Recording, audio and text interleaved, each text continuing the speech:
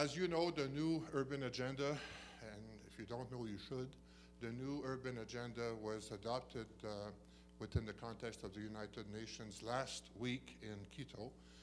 That's basically the end of a process of several years of negotiations and discussions leading to an agreement on what might be done to ensure a sustainable future for our cities and therefore for all of us, and also to try to meet the challenges of urbanization, particularly in this context of background context of globalization.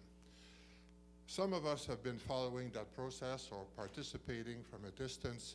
So when we heard about the adoption of the agenda, we thought that it created a wonderful opportunity for us here at UAV to begin to look at how we will make our lives and our work and our research and our studies relevant to that particular agenda. So the Center for Global Studies and the School of Criminology decided to organize this event, and I'm glad that they did, because look, you know, there's quite a few of you here coming ready to talk to us about your experience.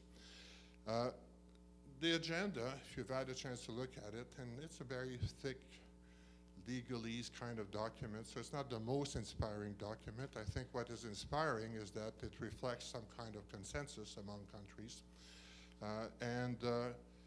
Of course, you can't be against that agenda because it proposes a vision of cities where people are safe, including members of vulnerable groups, a vision of cities where there is equal use of enjoyment of resources and facilities and common spaces, and without discrimination, a city where people are treated fairly, and so on and so forth. We will hear about all of that. So it's not a perfect agenda, but it is certainly a source of discussion for us. So I'm happy you could join us. There are 3 themes tonight, and the themes are fairly simple, but they're very much at the heart of university education in the 21st century.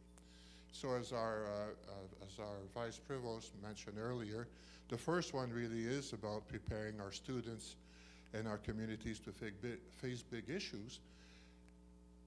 But in the context of globalization, as we all know, that often means learning to think globally and acting locally.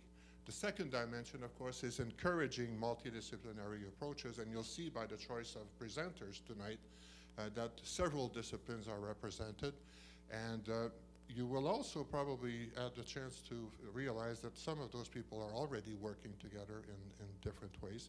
And thirdly, another part of education in the 21st century is that experiential learning, but also the opportunity for all of us to engage more directly and effectively with the communities that we serve.